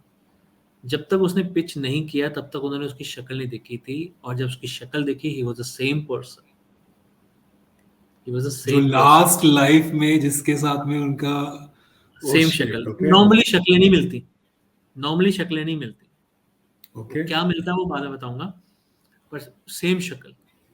और होटल होने के बावजूद उसने हाउस बोट ले लिया। एक अट्रैक्शन हो गया ना, कि अब हाँ एकदम जी। से वो एक तरह से अब सरप्राइज कहो या शॉक कहो, उसके लिए तो कुछ था ऐसा कि भाई ये क्या हो गया मेरे साथ, अभी तो मैं देख के आई हूँ, अब मैं यात्रा में हूँ, यात्रा में मुझे ये दिख गया। तो चलो हाउस बोट में रहती है, सब कुछ वहाँ पर एक नाइट स्टे करती है। अगले दिन सुबह जब चेकआउट होता है तो 12 बजे चेकआउट होता है, और ये उसको बोल देते हैं कि हम 2 बजे के आसपास करेंगे, भी हम उठे लेट हैं, हम ब्रेकफास्ट वगैरह करके थोड़ा लेट निकलेंगे, तो कोई बात नहीं। तो वो बाहर जैसे होता है ना, हाउस बोट में वॉक कर रहे हैं, ज़्यादा बड़ा कॉरिडोर तो होता नहीं है, थोड़ा सा वॉक कर रही थी, तो वहां पर आके वो उसको प्रपोज कर देता है वो कि लड़का शादी। प्रपोज करता है? शिट, तो ओके। ये सब कुछ उसने मुझे अपने चैट तो में बताया। हाउ कम उसने प्रपोज कैसे किया? उसने उसने भी रिकग्नाइज किया लड़के था ने मतलब कि, प्रपोज किया, वो उसको एक अट्रैक्शन हुई उसकी तरफ, वो कुछ नहीं जानता था, हाँ, वो दैट्स कुछ व्हाट आई नहीं एम जानता। आस्किंग। हाँ, हाँ, वो कुछ नहीं जानता था, एक मन में आता है ना कि मैं इसको प्रपोज करूं, तो ओके उसने प्रपोज किया। तो जब उसने मेरे को ये सब कुछ लिख के भेजा कि ऐसे ऐसे उसने मेरे को प्रपोज किया, तो मैंने कहा आगे से आपने क्या किया? कहती सर मैं बहुत प्रैक्टिकल हूँ, पहले जन्म में मरवा दिया था, यहाँ भी मरवा देगा, मैं हिंदू हूँ, ब्राह्मण हूँ, वो मुस्लिम है, नहीं हो पाएगा। तो ओके ऐसे उसने उसने लिख के मेरे को भेजा, and we were just laughing, मतलब उधर से वो लाफ कर रही होंगी, इधर से मैं लाफ कर रहा था। बट उसके बाद मेरी 1-2 बार उनसे बात हुई, उनसे मेरे को यही पता चला कि अब उनको भरपूर नींद आती है, अच्छी नींद आती है, अब वो दृश्य उनको नहीं दिखते। तो मतलब ये भी एक एक्सपीरियंस रहा है। जैसे जैसे मैं आपने आपको जी आपने जी बीच में बोलिए। एक चीज कही कि शक्लें नहीं मिलती हैं, पर मैं बताऊंगा क्या मिलता है, मुझे वो बताइए। I am just curious to know that thing. देखिए मान लीजिए कि मैं किसी का पास्ट लाइफ कर रहा हूँ, हम्म तो एक क्वेश्चन ना लोगों का बहुत बार होता है, ठीक है, हम्म तो उनका ये होता है कि क्या मैं ये जान सकता हूँ कि मेरे पेरेंट्स का मेरे साथ क्या रिलेशन था, हम्म या इस पर्सन का मेरे साथ क्या रिलेशन था। तो शक्लें हम्म तो मिलती नहीं, शक्ल तो अपनी नहीं मिलती, तो उसकी कहाँ से मिलेगी? राइट। कहा जाता है कि आंखें जो होती हैं वो मन का दर्पण होती हैं, और मैंने आपको बोला कि हम अपने मन में ही जाकर अपनी पास्ट लाइफ को देखते हैं। तो क्या होता है कि आंखों के ये जो ब्लैक वाला जो होता है, क्या कहते हैं इसको, प्यूपल। हाँ, ये तो कलर चेंज हो सकता है, वो तो राइट डिपेंड करता है कि आज आप इंडिया में हो, क्या पता आप फ्रांस में थे तो कलर चेंज होगा, ठीक है, बॉडी राइट। का चेहरा, कंप्लेक्शन चेंज होगा, सब कुछ होगा, शक्ल अलग होगी, बट उनके अंदर इमोशंस सेम होते हैं, तो वो इमोशंस पहचाने जाते हैं। तो जब आप वहां जाते हो तो आपको वो टेलीपैथी के थ्रू, अब कई लोगों ने तो अपना जन्म ऐसा देखा हुआ, जैसे मैंने आपको वो कंसन दुनिया की बात बताई, क्या वहां की लैंग्वेज और यहाँ की लैंग्वेज सेम होगी? दैट मस्ट बी डिफरेंट, और सब समझ में आ राइट। जाता है। वो तो अपनी लैंग्वेज में बोलते हुए सुनेंगे, बट ऐसी टेलीपैथी होती है कि आपको सब समझ में आ जाता है। तो ये सब कुछ होता है। आप सोचो कि आज की बात ले लो, अगर इंडिया में ही चले जाओ आप, मान लो 500-600 साल पीछे या 800 साल पीछे, फॉर एग्जांपल 1500 कुछ में चले गए, तो क्या पता तब संस्कृत चलती थी, क्या पता आप साउथ इंडिया में जन्मे थे। राइट। आज तो आपको तमिल का कुछ पता नहीं है, तब की तमिल समझ में आ रही है। राइट। वो एक सब क्वेश्चन फर्क है। मेरा और एक क्वेश्चन मेरा और भी है, वो ये कि बहुत बार जैसे मैंने डॉक्टर ब्रायन की किताबों में भी पढ़ा है, आपसे भी अभी बातें करते करते काफी सारे एग्जांपल्स जैसे सुने। एक एग्जांपल ऑफ कोर्स जो था वो जो आपने गल्फ कंट्री में बोला उसका था। अदरवाइज बाकी सारे एग्जांपल्स जो भी इंडियंस थे उनका जो बैकग्राउंड था वो इंडिया से ही था, मतलब जो उनकी पास्ट लाइफ थी वो इंडिया नहीं, में ही थी। ऐसा जरूरी नहीं है। अलग अलग पार्ट से मिली है। किसी की फ्रांस में मिली थी, रशियन रेवोल्यूशन की भी मिली थी, ओके, उसमें भी एक कैरेक्टर था।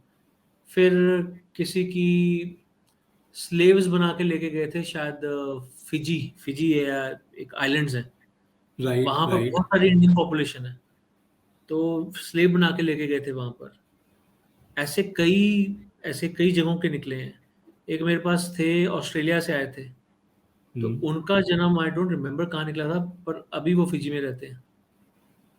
ठीक है, तो ऐसे बहुत सारे अलग अलग जगहों के आए थे। हाँ, रशिया और अमेरिका का कोई नहीं आया मेरे पास जिसकी लाइफ पुरानी वहां की निकली हो, बट और ओके अदरवाइज बहुत कंट्रीज के निकले हैं, ब्राजील साइड के निकले हैं, तो वो वहां के नाम बताते हैं, फिर वो नाम ढूंढने पड़ते हैं गूगल में। ओके। अब मेरे पास एक नाम था शायद, इंदिरा इंदिरा करके कोई जगह थी, वो आज की डेट में शायद गांधीनगर के पास पड़ती, पर उस नाम से नहीं है।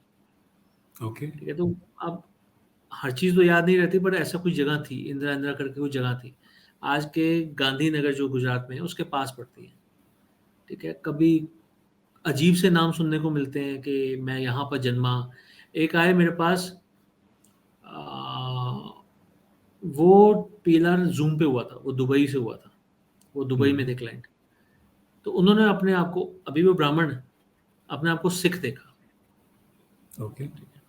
और वो अंग्रेजों से भाग रहे थे, क्योंकि वो उनके हथियार लेके भाग रहे थे ताकि मैं क्रांतिकारियों को दे सकूं। तो ऐसा भी कई बार आता है। तो डिपेंड करता है वो कहाँ के निकलेंगे। शायद वो आज के डेट में पाकिस्तान में पड़ता है, मुल्तान था या रावलपिंडी थी, मेरे को नहीं याद, पर ऐसी जगह थी।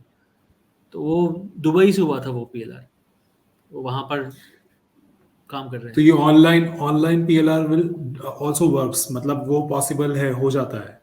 बिल्कुल हो जाता है, बिल्कुल हो जाता है। तो उस सिर्फ केस उसमें के एक अंदर चीज, क्योंकि कंट्रोल्ड, क्योंकि जैसे आपके जब क्लिनिक पे हो रहा होता है तो everything is very controlled, you know the atmosphere is controlled, आपको पता है कैमरा लगे हैं, आपको पता है कि अब मुझे कब वापस लेकर आना है।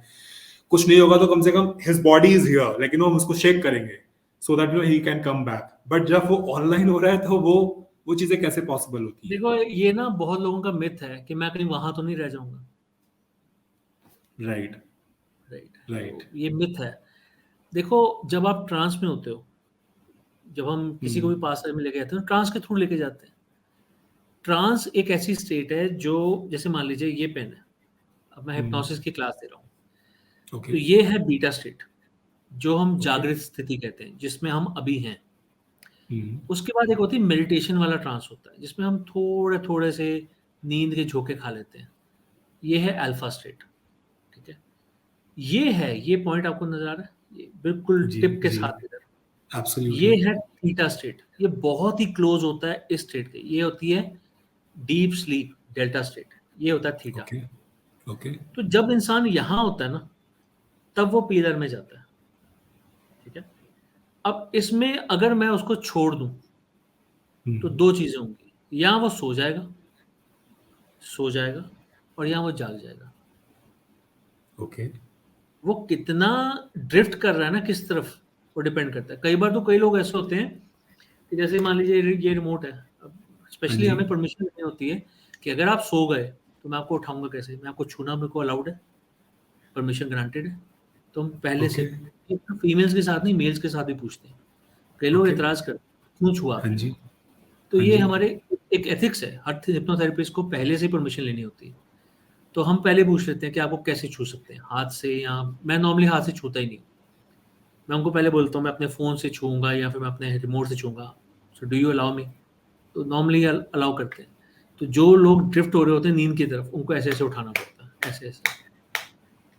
तो वो ऐसे ऐसे, तो ऐसे ऐसे झटके लगते हैं उनको। ठीक है, वापस आते हैं। तो वो क्या होता है, जब जब वो ऐसे जा रहे होते हैं तो मैं उनको उठा रहा हूँ, तो वो वापस इधर को आ जाते हैं। ठीक है, यानी कि इस तरफ जा रहे हैं, तो फिर वापस मुझे उनको ट्रांस में लेके जाना होता है। तो वो नेविगेशन का काम है मेरा। सो जब आप लाइफ में नेविगेट कर, मैं समझ गया, पर जब आप नेविगेट, देखो ये फिजिकल एटमॉस्फेयर में फिजिकली किसी को नेविगेट करना, खास करके जब वो ड्रिफ्ट कर रहा हो टुवर्ड्स स्लीप, तो मतलब जरूरी है। पर ऑनलाइन ये कैसे पॉसिबल होता है? ऑनलाइन आप ऑनलाइन कैसे ना करवाते हैं? हो जाता है। देखो, बहुत से लोग होते हैं बहुत रिसेप्टिव होते हैं, ठीक है, बहुत से लोग रिसेप्टिव होते हैं। और देखो, जो लोग नहीं आ सकते, कुछ लोग होते हैं जो सिर्फ ट्राई करना चाहते हैं, ठीक है। तो अब कुछ ना कुछ तो साधन है ना, और ऐसा तो है नहीं कि 0% चांस है, हो रहे हैं लोगों के। तभी तो हमने अपने यूट्यूब चैनल पे चढ़ाए भी हैं। हमने ओके यूट्यूब में जूम वाले चढ़ाए हैं, जो हमने जूम पे किए हैं। ओके वो जो मैं आपको दुबई वाला बता रहा हूँ, वो भी मैंने चढ़ा रखा है, वो भी है ओके वहाँ पर। ओके हमारे यहाँ पर एक बहुत मशहूर वो हैं, मेकअप आर्टिस्ट हैं, या आई डोंट रिमेम्बर उनका प्रोफाइल, बट निशा लांबा नाम बहुत मशहूर है। अगर आप इंस्टा पे या फिर यूट्यूब में देखें, उनके बहुत फॉलोअर्स हैं। उनका भी ओके पीलर किया था, तो उन्होंने तो फीडबैक भी दिया था, ठीक है। तो ऐसी बहुत सी चीज़ें होती हैं जो, उनका तो खैर लाइव हुआ था, मैं उनके लिए क्या बोलूँ, उनका तो लाइव ही हुआ था, हमारे सेंटर पे आई थी वो।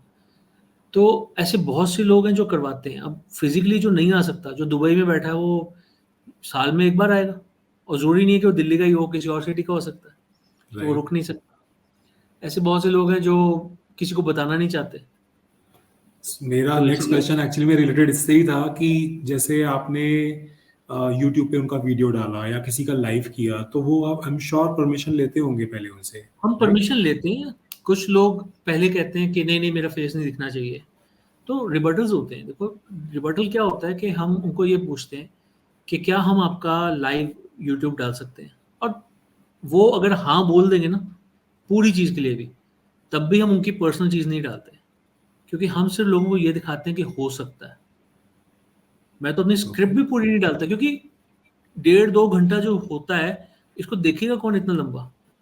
हमें वो 2 घंटे का काम वैसे ही 15 मिनट में खत्म करना होता है, 10 मिनट में खत्म करना होता है, तो वो एडिटिंग के थ्रू होता है। तो हम उसको दिखाते हैं कि ये चल रहा है, ठीक है। एडिटिंग में उसको आवाज़ से पता चल जाता है कि ये फास्ट फॉरवर्ड किया हुआ है। जैसे फास्ट फॉरवर्ड की आवाज़ आती थी ना राइट वीसीआर में, तो राइट वैसे राइट। आवाज़ आती है उसमें, ठीक है।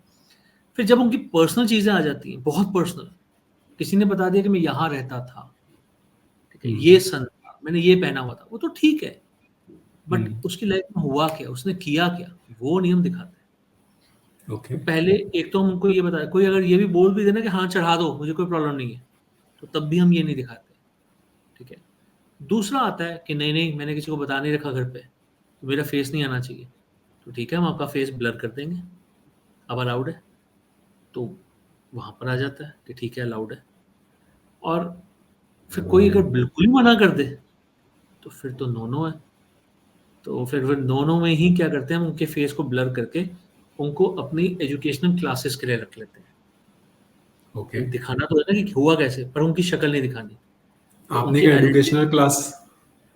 ओके। आपने क्या तो एजुकेशनल क्लासेस, विच मीन्स क्या ये आप सिखाया भी जाता है। सिखाया जाता है, आप पढ़ाते हैं? हाँ, ठीक है। तो ऐसे होता है। जी, आपका भी क्वेश्चन है। हाँ, पॉडकास्ट का अगर मैं ड्यूरेशन देखूँ तो बहुत लंबा हो चुका ऑलरेडी, बट नंदरलेस मेरा एक आखिरी सवाल वो ये कि क्या कभी कोई आपके पास में ऐसा आया जिसको आप महाभारत या रामायण के टाइम पे लेके जा पाए, या जैसे मान के चलिए मैं अगर जानना चाहता हूँ कि was I there the part of the war which happened between Ram and Ravan, so क्या ऐसा ऐसा एक पॉसिबल है? क्वेश्चन मेरे और पास एटलीस्ट से कि मैं कहाँ पे था उस समय पे, क्या इतना ऐसा पॉसिबल है? एक एक क्वेश्चन मेरे पास आया था। ऐसा किसी ने हम्म, मुझे पूछा था। वो उनका आने के बाद कहना ही ये था कि मुझे ये जानना है कि मैं ऐसी जगह पर, या ऐसी ऐसी वॉर का एक पार्ट था, हिस्सा था। हम्म, तो जब हम उनको लेके गए, तो पता ये चला कि उस वॉर, महाभारत की वॉर में एक कैरेक्टर था, मैं नाम नहीं लूँगा, ठीक है? ओके बहुत मेजर कैरेक्टर था वो, ठीक ओके। है? उस समय तो वो जन्मा नहीं था, पर जब उसकी मृत्यु हो गई थी, तो वो उस उसका कैरेक्टर पुत्र की। बन गया। हाँ, उस कैरेक्टर की नहीं, जैसे मान लीजिए एक बहुत इंपॉर्टेंट कैरेक्टर है, राइट वॉर से पहले उसकी शादी हो रखी थी, वाइफ प्रेग्नेंट थी, राइट राइट। तो जो बच्चा उस पेट में था, वो था हाँ जो मेरे पास आया पूछने के लिए क्या उस एरा में मैं था। अब उस इंपॉर्टेंट कैरेक्टर की तो डेथ हो गई, मुझे पता नहीं और क्यों लग रहा है कि अभिमन्यु है। अभिमन्यु नहीं है, don't worry। ओके। अभिमन्यु, अब इसको समझो, मान लीजिए कि वहां पर एक योद्धा था बहुत इंपॉर्टेंट, ओके। तो कई सारे योद्धा थे, अब मैं किसी का भी नाम लूंगा ना तो वो गलत मैसेज चला जाएगा। तो एक बहुत इंपॉर्टेंट करेक्टर था जिसकी वहां पर बहुत मेजर था, वो बहुत जबरदस्त, उसकी डेथ हो गई। पर वो उसके बेटे के रूप में उसने जन्म लिया था, पर वॉर के बाद, उस वॉर के बाद। तो यानी कि उसका रिलेशन उस महाभारत टाइम से था, बट वॉर के टाइम पे नहीं, वॉर के खत्म होने के बाद। जन्म ही उसका उसके बाद हुआ था। अगर मैं जानना चाहूँ से, लेकिन वो I want to go back in that era, जब महाभारत हुई थी, या महाभारत में वॉर की बात हटा देता हूँ, लेकिन वो माइनस वॉर से, I want to just go back in that era and then I want to see say Shri Krishna, या मैं श्री राम को के दर्शन करना चाहता हूँ, the actual Shri Ram. Is that possible? आप जा पाए तो शुरू कर सकते हैं। ये depend करता है, जाने दो। आई थिंक इसी नोट के ऊपर हम खत्म करेंगे इस पॉडकास्ट को। And to I be would very honest with you, definite. अभी आपने जो सवाल उठाया ना, ये हाँ आपका जी, सवाल ऐसा है कि मुझे इस पे आपको एक नई क्लास समझानी पड़ेगी। That is planes of exactly. Existence, जो कि ऋग्वेद में है। ओके। ठीक है, जो जो हमने ऋग्वेद में से निकाली है उसे कहते हैं प्लेन्स ऑफ एग्जिस्टेंस। अगर आप वो बात समझ जाएं तो कुछ लोग ऐसे हैं, देखो आप भी जानते हो 84 लाख योनियां थी, आज भी हैं। Right, I have heard, yes. ठीक है, आप ये समझो कि जरूरी तो नहीं है कि हर योनि से हर इंसान उस समय में इंसान बन चुका था, या हर सोल उस टाइम राइट। में इंसान बन चुकी थी। अगर नहीं ऐसा नहीं, डजंट होता, मैटर। मैं अगर उस समय पे हाथी था, घोड़ा था, हाँ, क्या किसी था, और गॉड योनि में नोस, थे। It doesn't matter. बट अब आपने कैन आई ये रियली बात, सी, कैन आई एक सी छोटा सा श्री एक्सपीरियंस मैं कृष्ण? आपको और बताता हूँ। एक मैं आपको एक छोटा सा एक्सपीरियंस और बताता हूँ। एक हमने ना बहुत लिजिमेट बातें की हैं कि किसी को ये प्रॉब्लम है तो ये पता किया, किसी को ये प्रॉब्लम है तो हमने वो पता किया। एक बार एक सज्जन आया मेरे पास, सेंट्रल इंडिया से, मैं जगह भी नहीं बताऊंगा, ओके। बहुत रेपुटेड डिपार्टमेंट से, गवर्नमेंट डिपार्टमेंट से, बहुत हाई पोस्ट पे आए, बुजुर्ग थे, क्लोज टू रिटायरमेंट, आए, तैयारी करके आए थे, पूरी रजिस्ट्रेशन 20 दिन पहले करा रखी थी।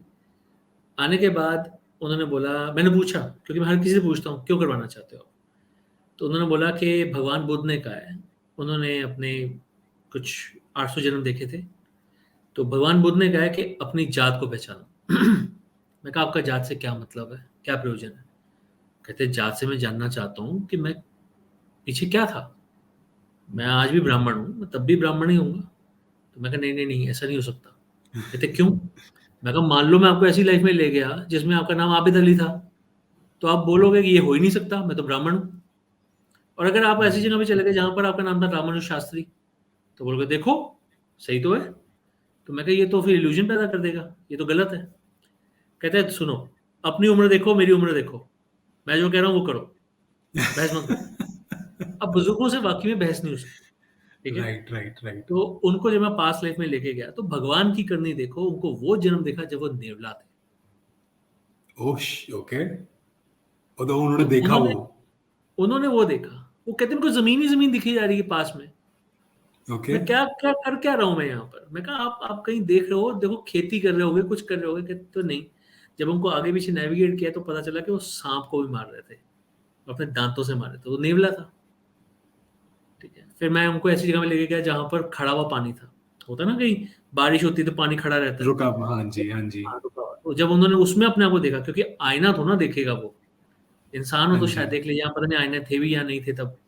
जब उन्होंने हाँ अपने जी। अपने आप को उस पानी में देखा तो पता चला कि वो नेवला थे। तो अच्छा, ये वापस आके, बड़ा इंटरेस्टिंग है। बट मैं इसी से एक मेरा रिलेटेड क्वेश्चन निकल कर आता है कि वो, जब आप ऐसी यूनि में होते हैं, क्योंकि आप ले जा चुके हैं एक इंसान को जो कि अपने आप को नेवले के तौर पे देख चुके हैं अपनी पास्ट लाइफ में, किसी किसी एक लाइफ में, तो क्या उनको, वो उनकी कॉन्शियसनेस में वो अंडरस्टैंडिंग होती है कि वो ये पता लगा पाए कि ये ईयर कौन सा है, ये समय कौन नहीं, सा है? नहीं। ओके। उस टाइम में हम एक क्या करते हैं, देखो सब कुछ विजुअलाइजेशन से चल रहा होता है। Okay. Visualisation again, not imagination. Imagination is something कि मैं बोल दूं आप हंस पे उड़ रहे हो, तो वो इमेजिनेशन है। विजुअलाइजेशन इज समथिंग कि मैं आपको कह रहा हूँ कि आप देखो अपने आप को, आप पार्क में एंटर कर रहे हो और देखो आपको क्या सामने नजर आ रहा है। तो अगर आप पार्क में गए हो तो आपको हो सकता है फूल नजर आए, बेंच नजर आए, फाउंटेन नजर आए, पेड़ नजर आए, क्या क्या मालूम आपने क्या क्या देखा था ढंग से, तो डिपेंड करता है। ठीक है, तो उनको ये नहीं पता चलता, पर हाँ जब हम ऐसा खड़ा हुआ पानी दिख जाता है तो हम एक बार कोशिश करते हैं कि क्या वहां पर कुछ अंक जोड़कर आपको ये बता रहे हैं कि ये कौन सा साल था, कौन सी सदी थी। तो बहुत कम लोग होते हैं जो देख पाते हैं, अगर ऐसी योनि में हो तो। ह्यूमंस जो होते हैं वो देख पाते हैं। ओके। ठीक है, तो वो ऐसा चल जाता है।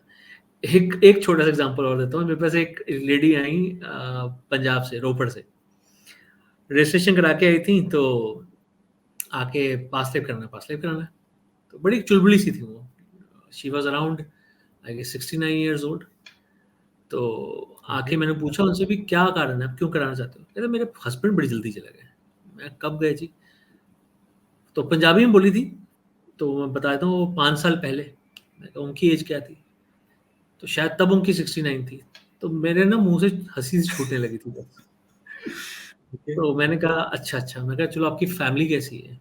कहते 2 बेटे हैं और दोनों ऑस्ट्रेलिया में सेटल हैं।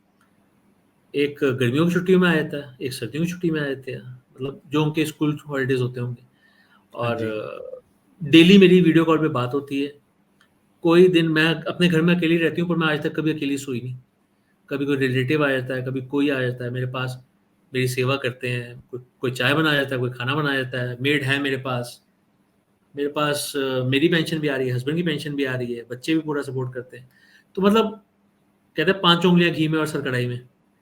राइट। तो मैं कहा फिर आपको पीला करना है? कहते हाँ। मैं कहा मेरी एडवाइस आप मत करो। कहते क्यों?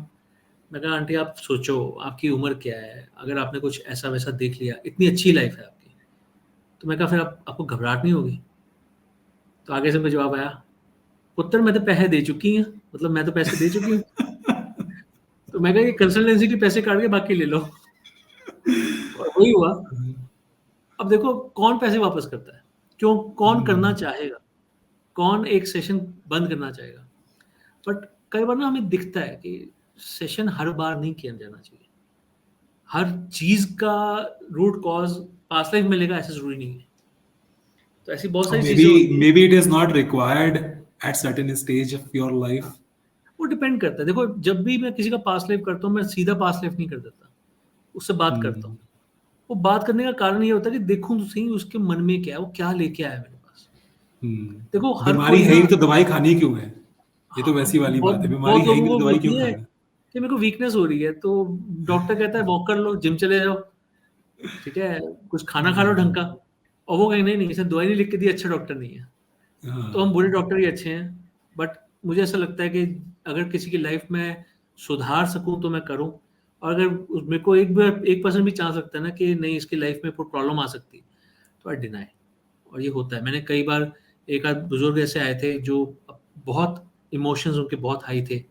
He was around 80 years. तो मैं डिनाई कर दिया था, मैं कहा नहीं, इनका नहीं करूँगा। और फिर उन्हीं के जो रिलेटिव उनको लेके आए हैं वो कह रहे हैं कि इनको कुछ भी हो सकता है। मैं कहा जब आपको विश्वास नहीं तो मैं कैसे विश्वास कर लूँ?